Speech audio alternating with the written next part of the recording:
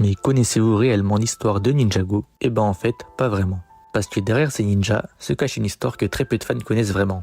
Une série qui aurait déjà dû s'arrêter il y a plus de 10 ans, et pourtant qui existe encore aujourd'hui. Nous verrons comment dans cette vidéo. Prenez votre meilleure box à 10 € ou votre Kinder Bueno, et sur ce, c'est parti. Comment est né Ninjago? À la base, tout commence en 2009 sur une feuille et un stylo où un designer s'amuse à dessiner des ninjas avec un simple jeu de mots, Spinjago. Ce mec-là, c'est Tommy Andresen.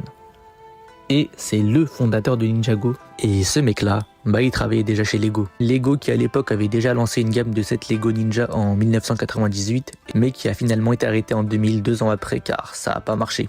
Et vous l'aurez compris, avec Tommy Andresen, Lego imagine déjà relancer une nouvelle série de 7 Lego axés sur des ninjas et commence à travailler ensemble sur les premiers personnages. C'est donc en 2010 que Tommy Andresen s'associe à Michael Eisner, Kevin Eden Hagman pour promouvoir ces sets en créant la série Ninjago qu'on connaît tous, qui sera diffusée dès 2011. Si je vous disais maintenant que cette série devait s'arrêter à la saison 2 après l'ultime combat, malheureusement Ninjago devait s'arrêter bel et bien à la saison 2 après le combat du Ninja d'or face à l'Overlord, car à la base, l'histoire de Ninjago n'était là que pour promouvoir les sets, mais comment dire, le succès a été phénoménal dans le monde entier, et que ce soit sur l'achat des sets, tout comme l'audience de la série. Ils ont donc revu toutes leurs tactiques et décidé de continuer l'histoire. La suite vous connaissez déjà, succès sur succès, saison sur saison.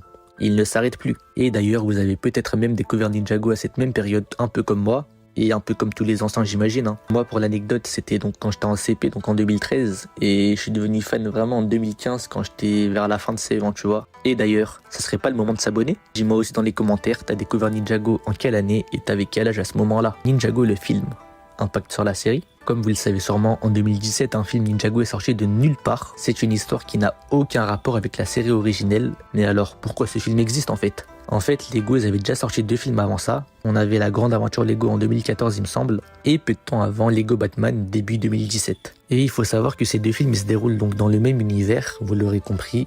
Le film Ninjago en fait également partie. C'est un peu comme le multivers j'ai envie de dire. Le but de ce film, c'était surtout de profiter du succès de la série originelle et d'attirer de nouveaux fans qui connaissaient pas forcément Ninjago en créant une sorte de spin-off afin donc de rendre la série plus mainstream et surtout promouvoir les nouveaux sets à cette occasion qui étaient d'ailleurs très stylés et surtout très différents de ce qu'on pouvait avoir avant. Le retour des mains du temps dans la saison 8, vous avez bien lu, c'était bien ce qui était prévu à la base, avec une saison 8 où les ninjas avaient pour but de retrouver Maître Wu et une suite logique à la saison 7 avec le retour des mains du temps. Je sais pas ce que ça aurait donné, mais je sais que ça aurait été de la frappant. Et comme vous le savez, le fameux film a fait tout changer, avec l'apparition des nouveaux designs fidèles à ceux du film et le retour de Garmadon sous sa forme maléfique. Le but était très simple. Lego avait créé des nouvelles pièces inédites que pour le film en fait. Et donc pour des raisons économiques, il fallait s'adapter à Lego. Donc ce qui explique ce changement soudain et de faire revenir Garmadon dans la série. Et d'ailleurs merci beaucoup pour ça, car c'est très bien réussi franchement. J'avais peur qu'il se loupe dessus mais c'est géré hein. Et pour justifier ce changement de design dans la série Ninjago, on explique à Jay dans l'épisode 1 de la saison 8 que le changement d'événements dans le temps peut rendre les ninjas complètement différents sans même le savoir. Une référence directe aux événements du dernier épisode de la saison 7. Le début de la chute de Ninjago?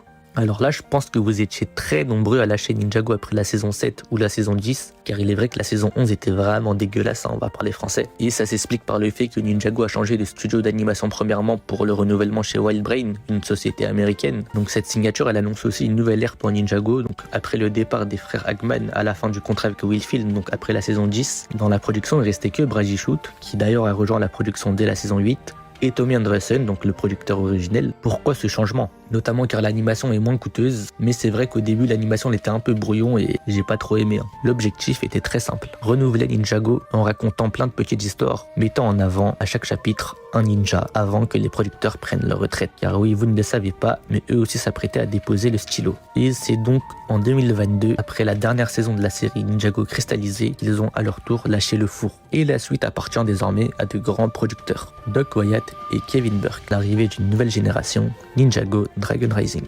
Vous connaissez sûrement Ultimate Spider-Man, Avengers Rassemblement ou encore les Tortues Ninja. Et bah dites-vous que ces deux mecs là, donc Kevin Burke et Doc Wyatt, ils bossent ensemble depuis de nombreuses années et ils ont déjà fait plusieurs épisodes de ces dessins animés là. Vous l'aurez compris, ils ont repris Ninjago et ont créé donc Dragon Rising. C'est donc pour ça que le format 22 minutes est de retour avec des nouveaux ninjas, une nouvelle histoire et surtout l'animation est au top. C'est donc aussi pour ça qu'on ne verra sans doute jamais les anciens personnages comme Dareth, Skylar, Garmadon ou encore Harumi, ou du moins pas comme avant si un jour ils reviennent. La suite leur appartient. Dans une prochaine vidéo, nous verrons comment Dragon Rising a flop, abonne-toi pour ne rien rater.